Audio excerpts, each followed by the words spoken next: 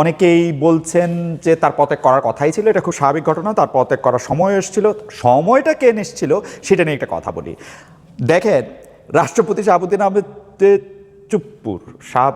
চুপ্পুর পদত্যাগ করার কথা শোনার পরেই পদত্যাগ কথা শোনার পরেই আমরা দেখলাম আমাদের সাবেক প্রধান উপদেষ্টার সাবেক তথ্য সচিব জনাব শফিকুল আলম তিনি স্ট্যাটাস দিছেন, একটা না মানে একাধিকই দিছেন মনে হয়। তো সেইটার মূল ভাষ্য হইল যে একটা একটা একটা একটা একটা কথা বলছেন তিনি যে যাক মানে একটা আপদ দূর হলো, ইংরেজিতে তিনি যেটা বলছেন সেটার একটা কথা। তারপর তিনি আবার একটা ব্যাখ্যাও দিছেন যে কেন তিনি আপদ, কেন তিনি, যেহেতু শেখ হাসিনা তাকে নিয়োগ করছিলেন, তার আসলে তিনি আসলে স্বৈরাচারী ফেসিস্টেরই আসলে নিয়োগপ্রাপ্ত, তাকে অনেক আগে বাদ দেওয়া দরকার ছিল, কিন্তু তিনি আপনি বাদ দিতে পারেন না কেন? আপনার বাদ দেন নাই কেন? মানে ডক্টর মোহাম্মদ ইউনূস এবং তার সরকার আসলে সবটাই করছেন, মানে একটা আছে না, মানে ধর্মেও ছিলেন, জিরাফেও ছিলেন, তো সেটা করছেন। এখন শাহাবুদ্দিন সাহেবের পদত্যাগটা কেন টাইমলি আমি দেখি, ওই সময় তাকে বাদ দেওয়া হয় না। তো একটা ইলেকশন হচ্ছে, একটা ইলেকশন হওয়ার পরে বিএনপি ক্ষমতায় আসছে, তো বিএনপি ক্ষমতায় আইসাই কি তারে আসলে বাদ দিয়ে দিবে? কারণ যদ্দূর জানা গেছে যখন ইউনূস সাহেব ক্ষমতায় আসছিল তখন তাকে বাদ দেওয়ার জন্য যে চেষ্টা করা হয়েছিল এবং সেই বাদ দেওয়ার চেষ্টার মধ্যে চেষ্টা নিয়ে যে আন্দোলন হয়েছিল, সেই আন্দোলন যারা বৈষম্য বিরোধী ছাত্র বলি, নাগরিক শক্তি বলি, তারা যে আন্দোলন করছিল, সেই আন্দোলনটা করার সত্ত্বেও তাকে আসলে বাঁচাইছে নাকি বিএনপি। কারণ বিএনপি চাইছে যে তিনি প্রেসিডেন্ট থাকেন, বিএনপি চাইছে যে প্রেসিডেন্ট শাহাবুদ্দিন আহমেদ চুপ্পু বঙ্গভবনে থাকেন। কেন এটা বিএনপি চাইছে? বিএনপি এটা চাইছে কারণ বিএনপি মনে করছে প্রধানমন্ত্রী নাই, সংবিধানের ধারাবাহিকতা বা সংবিধানটার যদি কোনো মতে 106 মানে সংবিধানের 106 দিয়া প্রধান বিচারপতি সহ অন্যান্য বিচারকের মানে আপিল বিভাগের বেঞ্চ থেকে একটা অর্ডার আনা গেছে যে এই সরকার হইল রাষ্ট্র পরিচালনা করবে, কিন্তু সেটা কতটুক শক্ত হবে, সেটা কতটুক সাংবিধানিক হবে, পরে গিয়ে এসে আবার এটা গ্যাঞ্জাম হবে কিনা, সাংবিধানিক যে সুতাটা ঠিক থাকবে কিনা, তার জন্য চাইছে। তো ভালো কথা চাইছে, চাওয়ার পরে এখন আর কি চাইছিল বিএনপি? আর মানে এখন নির্বাচন চাইছিল, এখন নির্বাচন হয়েছে, নির্বাচন হওয়ার পরে বিএনপি ক্ষমতায় আসছে। এখন ক্ষমতায় আসার পরপরই কি উনি মানে জনাব তারেক রহমান রাষ্ট্রপতিকে বলবেন যে আপনি চলে যান? আমার কিন্তু ধারণা ছিল যে রাষ্ট্রপতিকে তখনই তিনি চলে যেতে বলবেন। এই রাষ্ট্রপতিকে তার উনারা রাখার দরকার কি?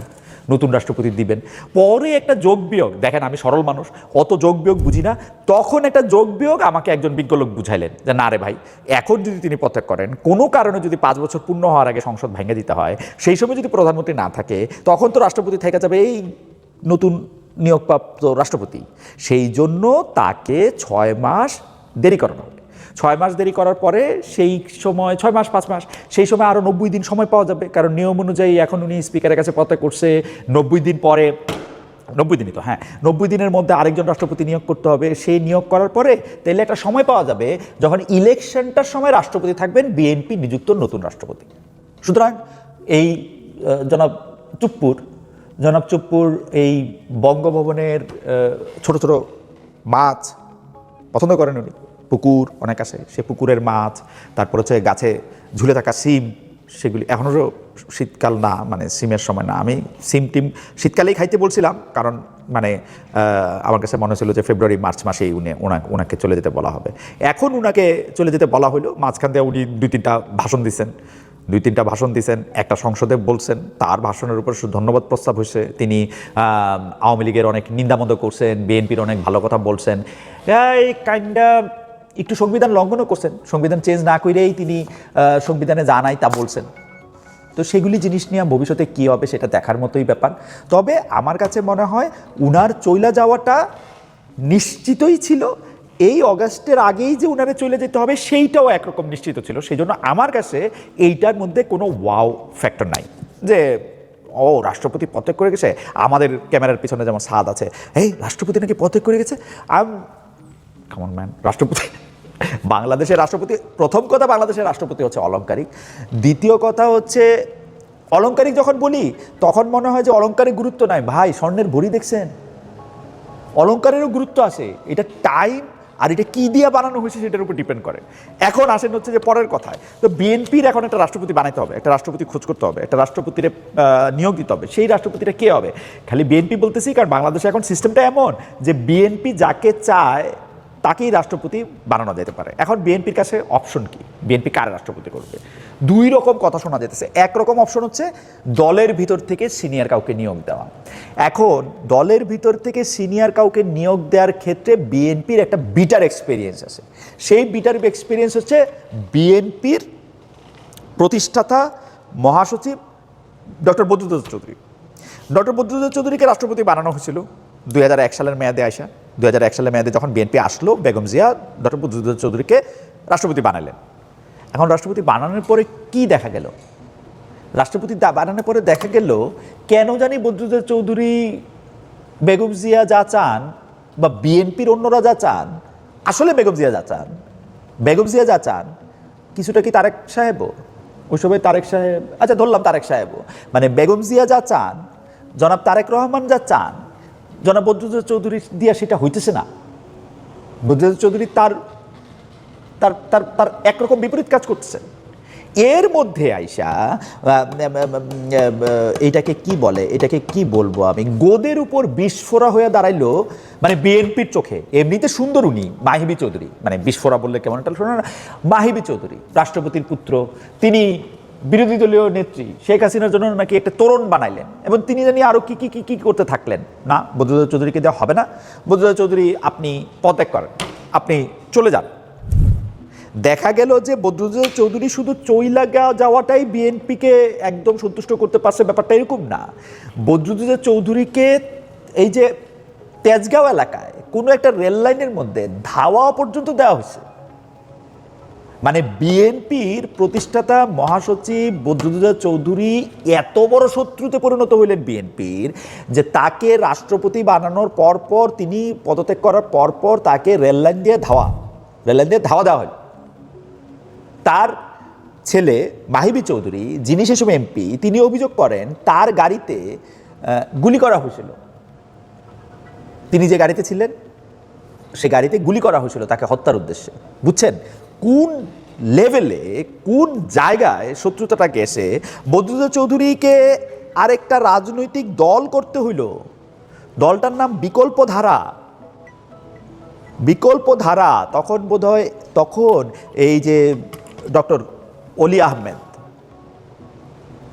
সাবেক মানে বিএনপির সাবেক নেতা, উনি তো এখন আর বিএনপি করতেছেন না, উনি করতেছেন উনি জামায়াতের জোটে আছেন, জামায়াত ইসলামী নেতৃত্বের জোটে আছেন।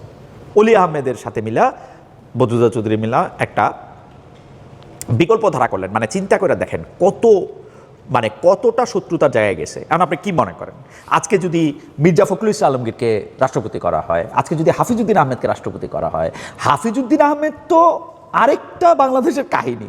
হাফিজউদ্দিন আহমেদ তো রীতিমতো বিএনপির মানে বেগম জিয়ার এগেনস্টে বিদ্রোহ কইরা আলাদা দল কইরা ওই দলের দ্বিতীয় প্রধান ব্যক্তি হয়ে সাইফুর রহমান, মানে আমার হাফিজউদ্দিন সাহেবের নিয়ে কোনো আলাদা মানে কোনো কিছু বলার নাই, কিন্তু ফ্যাক্ট রিমেইনস তিনি বিএনপি ভাঙতে চাইছিলেন, আলাদা বিএনপি করতে চাইছিলেন। তিনি আসলে বেগম জিয়ার নেতৃত্ব, তারেক রহমান সাহেবের নেতৃত্ব মানেন না। তাকে ফিরে আনা হয়েছে, তাকে স্পিকার করা হয়েছে, কিন্তু তাকে রাষ্ট্রপতি করা যাবে এরকম মনে করতেছেন আপনি? রাষ্ট্রপতি করা হবে? আমার মনে হয় না। ঠিক আছে, নেক্সট আসলো কে? ধরেন দলের মধ্যে সিনিয়র কে আছে? দলের মধ্যে সিনিয়র আছে মির্জা ফখরুল ইসলাম আলমগীর।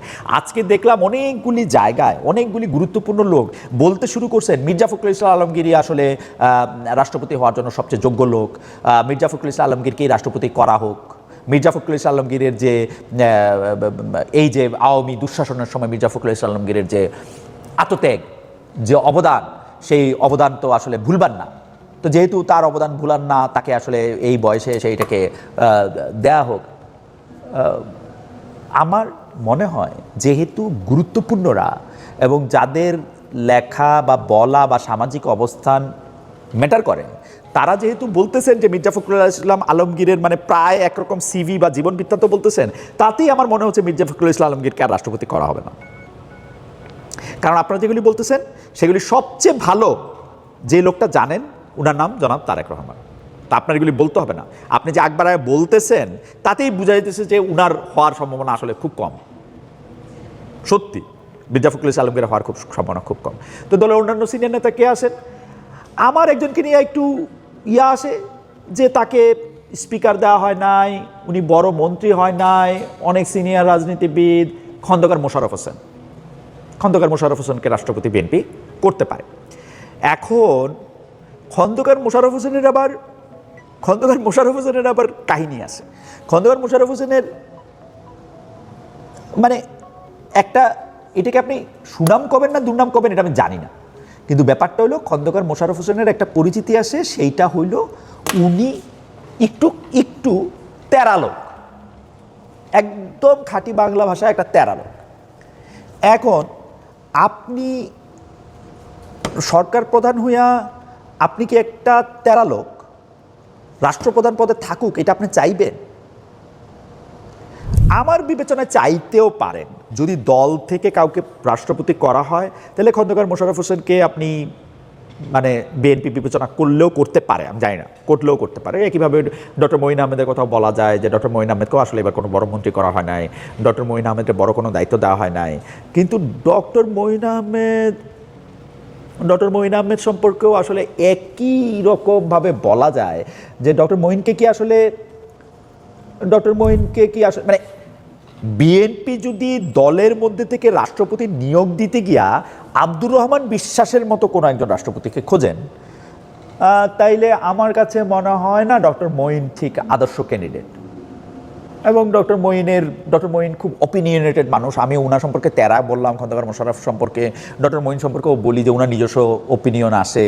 তো নিজস্ব ওপিনিয়ন থাকাটা কি খুব স্বাস্থ্যকর কি স্বাস্থ্যকর না, আমাদের সরকার প্রধানরা ব্যাপারটা কেমনভাবে দেখেন সেটা নিয়ে তো বড় প্রশ্ন থাইকেই যায়। ঠিক আছে, এইবার তাহলে দেখা যাক যে এর বাইরে আপনি কারে নিয়োগ দিতে পারেন। বিশ্ববিদ্যালয়ের অধ্যাপকদের নিয়োগ দিতে পারেন। বিশ্ববিদ্যালয়ের অধ্যাপকদের মধ্যে উমুক বিভাগ তুমুক বিভাগ বা উমুক সাবেক তুমুক সাবেকরে নিয়ে আসতে পারেন, ডক্টর ইয়াজউদ্দিন আহমেদের মতো, অধ্যাপক ডক্টর ইয়াজউদ্দিন আহমেদের মতো। কিন্তু বিএনপির আসলেও বদরুদ্দোজা চৌধুরীর চোখ খুব খারাপ এক্সপিরিয়েন্স ইয়াজউদ্দিন আহমেদ সাহেবকে নিয়ে। বিএনপি কিন্তু মনে করে এই যে 15 বছর তাদেরকে দৌড়ের উপরে থাকতে হয়েছে, তাকে বিভিন্ন রকম অন্যায়ের সম্মুখীন হইতে হয়েছে, বেগম জিয়াকে জেলে থাকতে হয়েছে, এইটার জন্য ফ্যাসিস্ট আওয়ামী সরকার যেমন দায়ী, তেমনি প্রফেসর ডক্টর ইয়াজউদ্দিন আহমেদের দুর্বলতা, মেরুদণ্ডহীনতাও অনেকখানি দায়ী।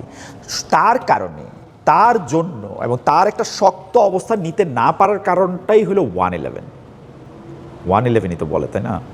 1/11 মানে 11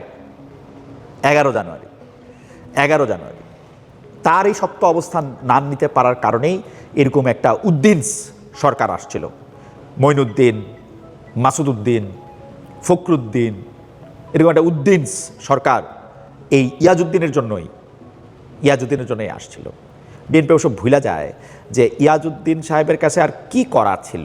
ইয়াজউদ্দিন সাহেব তো একটা মানে বিভিন্ন লেখায় টাকায় বুঝি যে তাকে আইসা যখন মঈনুদ্দিন আহমেদ সহ নৌপ্রধান, বিমান বাহিনী প্রধান গিয়ে তাকে অনুরোধ করলেন যে না, ইউ ক্যানট ডু ইট, আপনাকে আসলে একটা পথ ছাড়তে হবে, আপনি আর প্রধান উপদেষ্টা থাকতে পারবেন না,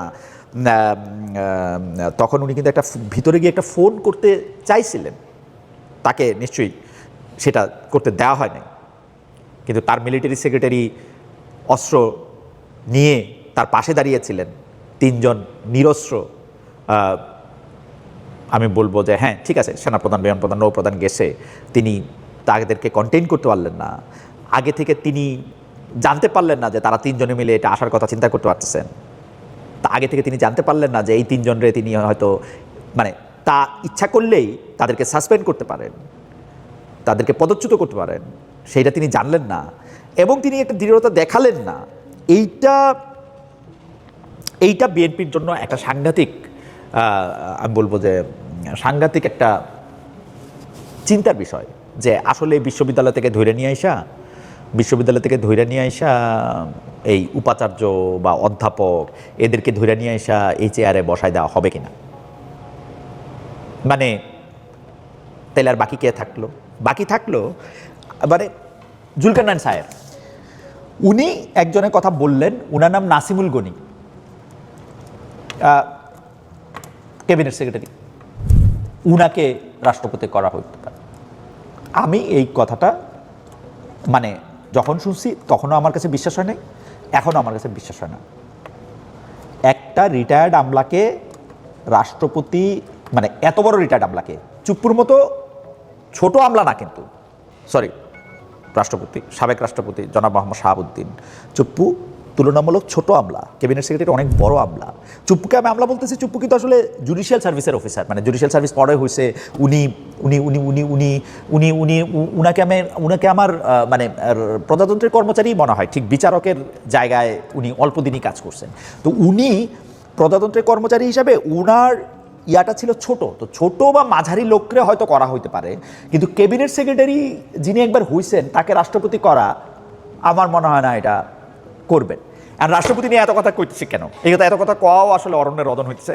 কারণ হচ্ছে সম্ভাবনার কথাগুলি আপনারা শুনতে চাইতেছিলেন, আমারই বিভিন্ন লোক জিজ্ঞেস করছেন, সেই জন্য আমি বলছি। তারপরও আমি এটা নিয়ে একটা সারেন্ডার করতে চাই। এবং শাহাবুদ্দিন চুপ্পুকে যখন নিয়োগ দেওয়া হলো 2023 সালে, তখন আমি যে কথাটা বলছিলাম 2023 সালের আগে অন রেকর্ড, আমি আপনারা খুঁজলে সেটা পাবেনও, তখন আমি ডয়চে ভেলেতে কাজ করি। ডয়চে ভেলেতে আমি বলছিলাম যে রাষ্ট্রপতি পদে কে নিয়োগ পাবেন তা নিয়ে আমার একটা ফোটাও কৌতূহল থাকে। কারণ রাষ্ট্রপতির কাজ হচ্ছে, বাংলাদেশের রাষ্ট্রপতির কাজ হচ্ছে দোয়া দুরুদ পড়া, একটু একটু একটু একটু একটু আনুষ্ঠানিকতা করা, আসলে প্র্যাকটিক্যালি কোনো কাজ নাই। তার চেয়ে বড় কথা হলো বাংলাদেশের রাষ্ট্রপতি কেবলমাত্র একজনের ইচ্ছাতেই নিয়োগ পাবেন, তিনি যাই হোক না কেন। তবে চুপ্পু সাহেবের নিয়োগটা আমাকে আশ্চর্য করছিল, এবং এই আশ্চর্য আসলে আওয়ামী লীগের পুরা লোকদেরও করছিল। আমার মনে আছে শেখ হাসিনা কেমন জানি হাইসাব বলছিলেন যে কেউ জানে, কেউ কেউ কেউ জানতো না। আমি আমি মানে এই ব্যাপারটা নিয়ে যে গর্ব করা যায় যে কেউ জানতো না, এইটাও একটা আশ্চর্য। স্বয়ং যিনি রাষ্ট্রপতি ছিলেন তিনি বলতেছেন যে আমি আর মাননীয় প্রধানমন্ত্রীকে পায়ের ধুলা নিতে পারি না, উনি আর আমাকে পায়ের ধুলা দেন না। মানে আপনি বুঝতে পারতেছেন, এখনো একটা পায়ের ধুলা সন্ধানী লোককেই হয়তো তারেক রহমান রাষ্ট্রপতি করবেন।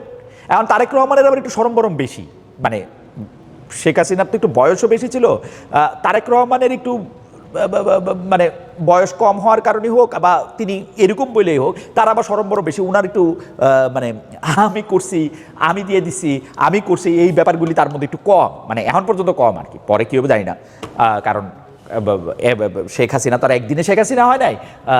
তারেক রহমান 5 মাসে আমি দেখতে পাচ্ছি যে তিনি আসলে অত বেশি আমি করছি তা না। তবে হ্যাভিং সেড দ্যাট, আমি এইটা কইতে পারি যে কোনো একটা পায়ের ধুলা সন্ধানীকেও তিনি নিয়োগ দিতে পারেন, এই ক্ষমতা তার আছে।